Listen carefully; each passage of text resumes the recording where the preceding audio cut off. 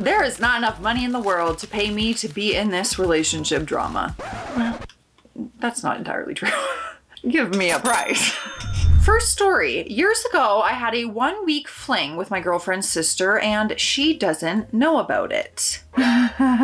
Oh boy. This story is pretty hot off the press. It's March 4th, 2026. I started dating my girlfriend last December and I really like her and love her. Last weekend, I was invited to do a barbecue at her parents' house and I met the whole family and amongst them, her sister. When I saw pictures of them both together on Instagram, I didn't recognize her because she's changed her hairstyle completely and dresses very differently. But once I met her in person, I identified her. In 2012, I won a prize at work consisting of a whole week of vacation in a touristic place, and I met her in the hotel. And we connected extremely well on a physical and intimate level, and we had a great vibe the whole week. Basically going to the beach, going out at night, and having sex for like 6 days. We kept contact for a time through Facebook, but later on she deleted her profile and we just stopped interacting completely, maybe in 2014 or so. When my girlfriend was introducing us, I almost froze for a moment, and I could see in her eyes that she also noticed and stuttered a bit, but we both acted like we never met before the whole day. I could see her glancing at me at times, and I also have absolutely no doubt it's her. Same name, same voice, same smile, same tattoo. Must I tell my girlfriend about this? I mean, if I was her, I think I would have wanted to know something like this because it's not like a lonely kiss when we were in high school. But I also think it might hurt her to know, and it may also hurt her and her sister, and that's what I fear the most. I've talked to my best friend about it, and he says I should never tell her, but I should also talk about it to her sister.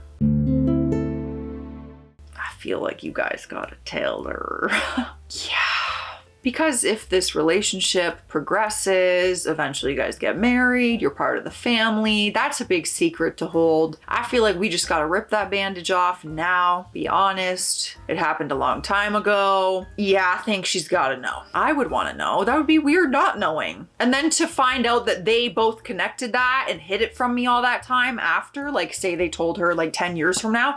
No. I don't know. I feel like you gotta tell her. What do you guys think? We have an update though. We'll see if he tells her, but do you think that he should or no? The update came the same day, 7 hours later. Today I had lunch with my girlfriend and I gathered the courage to tell her about me and her sister back in the day. Okay, so he ripped the band-aid. I feared that, as some people wisely pointed out, maybe her sister had already told her. Hey, I've met this guy years ago and I had something with him. He didn't tell you about it? But turns out her sister didn't tell her anything. I tried to just state what happened back in 2012 in the most factual and brief way possible, and that even if she has a couple pictures with her sister on Instagram, I didn't recognize her before meeting her in person the other day, and she, thank God, believed me. But also I could see how it was progressively affecting her, and she ended up crying about the fact that it even happened. And it completely broke my heart and made me feel extremely guilty. I know I'm doing the right thing by not hiding stuff. Of course, I understand that, but I'm still devastated over the fact that I'm hurting her so much. Obviously, you didn't do anything wrong.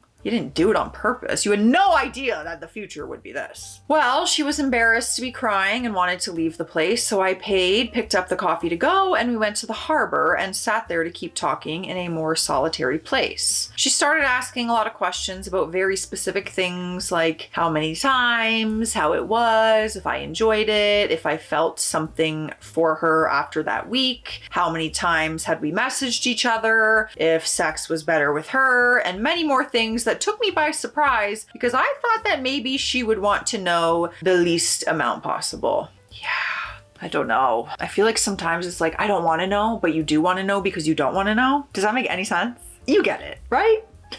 And I know I did wrong, but I lied to her and I told her I don't remember that much about those days and that a few days don't really mean anything in my life and that I don't feel and I never felt anything for her sister. This is the complete truth, and that it was just a vacation thing that lasted for those days, whatever. She seemed worried about emotional attachment and I have none, and I am certain her sister will tell her the same. I don't know, I feel like a moron and like I hurt her even if it was unintentional. Like anything that I could say say and do would be a mistake. It turns out that, to make things worse, the last 2 years they aren't having a great relationship since her sister divorced and moved back to their parents' house. My girlfriend feels like her sister is manipulating their father against her. So now this kind of hit like a terrible blow, and she says her sister possibly expected me to not tell her so she could keep the info and throw it at her at some point during a fight or something. I don't really know her sister, so I don't know, but it sounds like a very resentful and complicated person to deal with, at least at the moment. It's just so unfair overall, and again, I don't want to make this about me, but I just feel like a villain. She said she will eventually talk to her sister, but not today because she's too upset, and I think it might be a good decision. As I was typing this at the office, I talked to her again on the phone, and she's going to stay at my apartment tonight, and I'm glad she accepted. So I'm going to leave the office early and prepare some nice food for her and try to talk a bit more. You know what? I'm proud of you for telling the truth. That wasn't an easy thing to do, especially because you knew it's not going to be a good conversation. I feel like it had to be out there. You don't want to live with that secret, especially if you guys go the long haul, you know? And that'd be weird. She'd be your sister-in-law. Ugh, the thought of that. Ew, David. Matt has brothers. Ugh, the thought of that.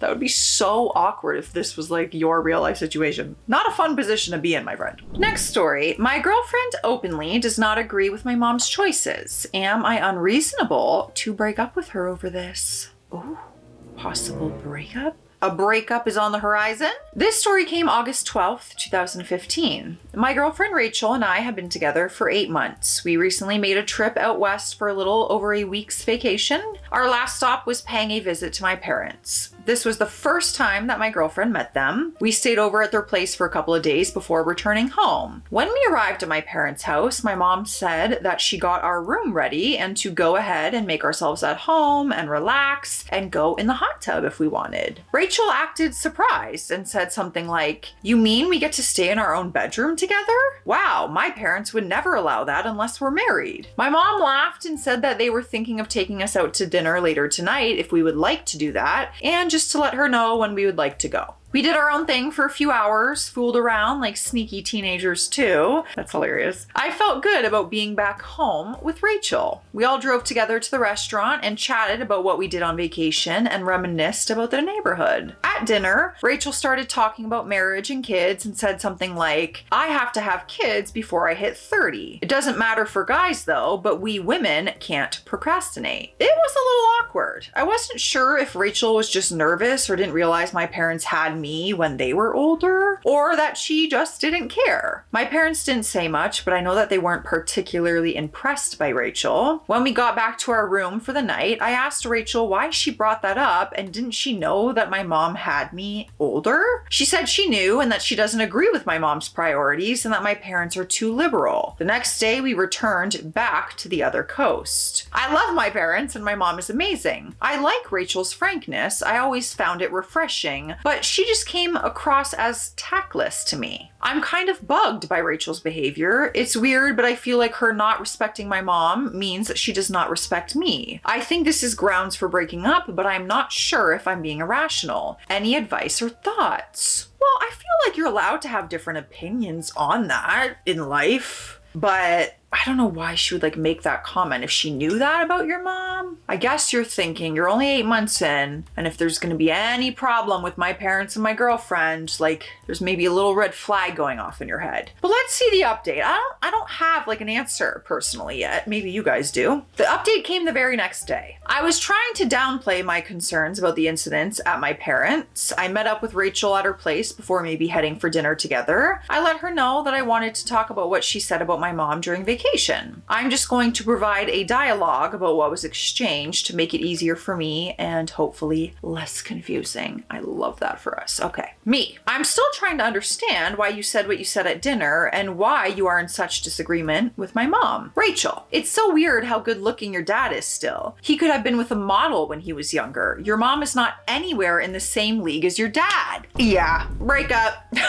That's crazy. That's insane to say to somebody about their mother. Me. I don't understand what you're talking about. Rachel, I think it's odd that they are together. It's creepy. Me. My parents love each other. I think that you purposely brought up having kids earlier than my mom to criticize her. Rachel. Well, I don't like your mom and I don't have to like her. Break up. Yeah, break up. This is more than just the first part of the story. The rest of the conversation was more pulling teeth. I had already given thought about what happened last weekend, and I guess I will share a chapter or two from my parents' book. A lot of comments mentioned that I may be oblivious, and what I initially perceived as frankness was likely always tactlessness, and I may not have noticed it was that because I was in agreement. I think those were factors, but I also didn't agree with Rachel always on her opinions. I just didn't disagree either. I broke up with Rachel last night. Her parting words were, "A mama's boy is just plain ugly, and you're cursed with your mom's looks. Good riddance." And then he added an edit and wrote, "So I rang my parents to let them know that I broke it off with Rachel. I spoke with my dad first and he said, 'You made a good decision. She was dumber than a box of hair.' Then I spoke with my mom and she asked why I ended it. I told her that she was too irrational and contradictory. She wasn't convinced that that was the entire reason, so I told her everything since she is pretty thick-skinned. She had a real good laugh and said that Rachel's just a mean girl and she's glad that it didn't take me longer than 8 months to work that one out. And she also told my dad that he still got it." Well, I don't know. Do you guys agree with that one? That they should have, let's cut that off now. That's not going to be healthy or happy for anyone moving forward. All right, we have more stories, but I need a sip of water. My throat is getting a little dry over here, okay? Cheers, drink your water today. You need it. I don't make the rules. I have to say, I have had these flowers for a week now, and they are in pristine condition. I can't believe how long these flowers are staying just so beautiful and perfect. I feel like not all flowers do when I get them, unless I did something wrong. I don't think so. Beautiful. Next story. Today I effed up by accidentally becoming my client's wife's boyfriend. Oh my God.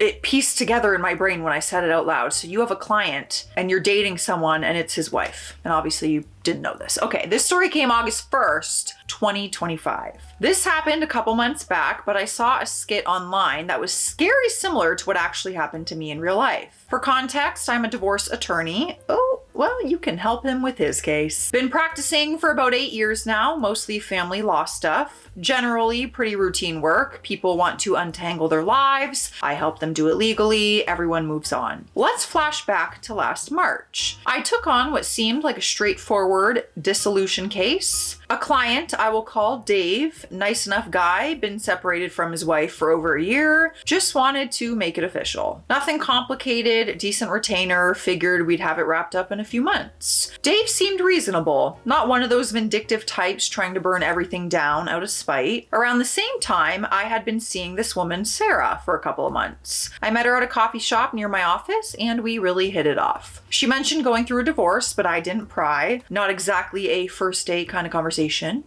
She had a different last name from what was in the client files, so when I ran my conflict checks, nothing flagged. Everything was going great with Sarah, really great actually. We were taking things slow, but it was heading in a good direction. Until we scheduled the first 4-way settlement meeting. I walk into the conference room with Dave, chatting about keeping things amicable, and there's Sarah sitting across the table with her attorney. You guys, this should be a movie plot. We can make this some kind of cute rom-com, Oh, just imagine that scene of you walking in with your client and his ex-wife is your current girlfriend. Groundbreaking. Cast me in it. I literally just stopped mid-sentence. My briefcase slipped right out of my hands and hit the floor with a loud thud. Sarah went completely white. Dave looked back and forth between us for what felt like an eternity, and I could see the exact moment that it clicked for him. "Are you effing serious right now?" he says. Not shouting, but definitely not pleased. Sarah started tearing up. Her lawyer looked like he wanted to crawl under a table. I'm standing there feeling like the biggest moron in legal history. history. I had to immediately excuse myself with Dave. Guy was understandably pissed. He started grilling me. How long has this been going on? Did I know who she was? Was this some kind of setup to screw him over? I'm trying to explain that I had been dating his wife for a couple months without having any clue who she was. But he did not buy it at first. What kind of lawyer doesn't ask basic questions, he keeps saying. I had to pull out my intake notes to prove the name thing, show him how the conflict check works, and basically convince an angry client that I'm not incompetent, and basically convince an angry client that I'm incompetent rather than malicious. Took about 20 minutes before he finally believed it was just spectacularly bad luck. Even then, he's shaking his head, muttering about how effed up this whole situation is. I explained that I'd have to withdraw from this case and I'd help him find new counsel. There's no getting around it. I've got a personal relationship with the opposing party, which makes it impossible for me to represent him properly. By the end, he had calmed down enough to say, "This is the weirdest thing that has ever happened to me." Still wasn't happy about starting over with a new lawyer, but he understood why it had to happen. The paperwork was a nightmare. Had to file a motion to withdraw since we were already in litigation, transfer all his files, and deal with refunding unused fees. Sarah and I didn't speak for 2 weeks after that meeting. We were both mortified. Her attorney spent forever trying to convince himself this wasn't some elaborate scheme. Even though nobody intended for this to happen, it was still my screw up. I should have had better procedures to catch conflicts like this. Doesn't matter that it was an accident. You mess up the conflict check, you deal with the consequences. Dave texted me a few weeks later, but it wasn't friendly. More like, hope you realize this completely effed up my timeline. Can't say I blame him. And just to add insult to injury, my malpractice insurance premium went up when I had to report the conflict. This is just worst case scenario for everybody. We have an update, and it came 1.5 months later. We're now at September 16th, 2025. So it's been about 7 months since the conference room incident, and people have been asking what happened. Short answer, it's been a mess. About 3 weeks after I withdrew from Dave's case, I got a call into a meeting with the senior partners. 3 partners, our firm general's counsel, and a rep from our malpractice carrier on a video call. The managing partner slides a folder across the table. Opposing counsel reported a conflict of interest issue to the state bar under Rule 8.3. We've been notified of a disciplinary inquiry. Dave's new attorney filed the report. They don't get to decide what happens. They just report potential violations, and the bar takes it from there. I have to explain everything. How I met Sarah, how we had been casually dating for a couple months, how she used a different name socially, how my conflict check on her legal name didn't flag anything because I never connected the dots. The general counsel is taking notes. Walk me through your conflict check process. I explain the intake procedures, how the system works, how Sarah's legal surname didn't match what she told me. It sounds worse when I say it out loud.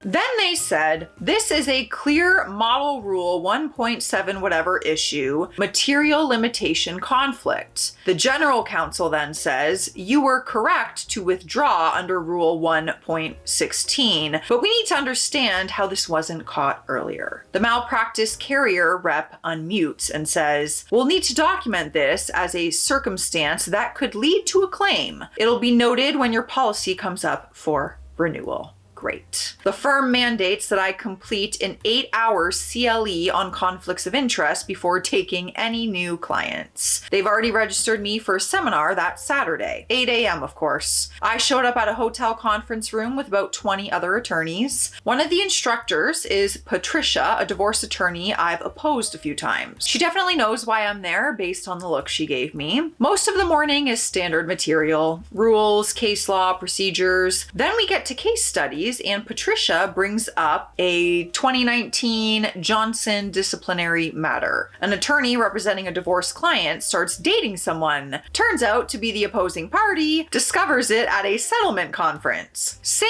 exact situation as mine from 6 years ago in a different state. And I wanted to sink through the floor. At lunch, another attorney mentions he heard about something similar happening, quote, at a firm in town recently. He doesn't know it's me, but clearly the story story is getting around. I finish the seminar, pass the exam, and bring the certificate back to the firm. A few weeks later, the bar sends a letter. The inquiries close with a private caution, basically a warning that stays in their files but isn't public discipline. Could have been worse. My malpractice premium went up about 15% when it renewed in September. The carrier cited the reported disciplinary circumstance in the renewal letter. The firm implemented some new procedures for me specifically. For the next 6 months, I have to get conflicts pre-cleared by the general counsel before taking on any new client. They also added mandatory, aka nickname fields, to our intake forms and conflict check system. The worst part isn't the official stuff though, it's that people know. Not everyone, but enough. I have been called the coffee shop lawyer twice at bar events. Last month, opposing counsel asked if I had met the other party before with this look on her face. The story's definitely circulating. Some versions have me engaged to Sarah. One has me not finding out until trial. It's becoming one of those cautionary tales that people tell each other. I haven't dated anyone since March, deleted the apps. Before I did, I matched with someone who mentioned her divorce and I immediately asked her who her lawyer was. She unmatched pretty quickly. Can't really blame her. Dave, if you see this, I'm sorry, man. I really didn't know. I hope things worked out for you okay. Sarah, hope you're doing well. Everyone else, just ask the basic questions. Run proper conflict checks. Verify AKAs. It is not worth it. Damn.